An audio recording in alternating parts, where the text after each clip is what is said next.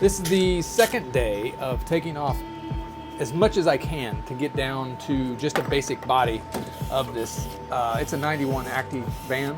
Taking off everything I can because I'm going to be getting it painted, because taking off as many things on the van is commensurate with making the paint job cheaper.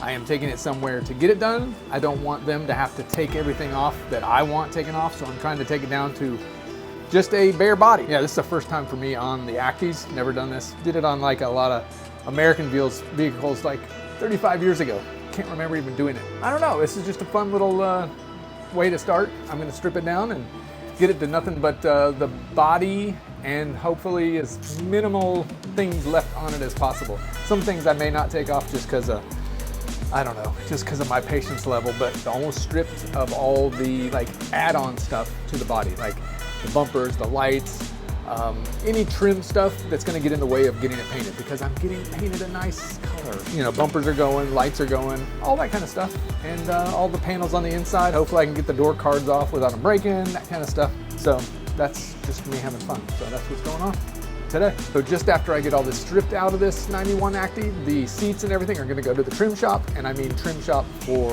the inside. The interior is gonna get done out with the upholstery that I wanted, and it's not necessarily upholstery, it's old 1970s, probably maybe even late 60s.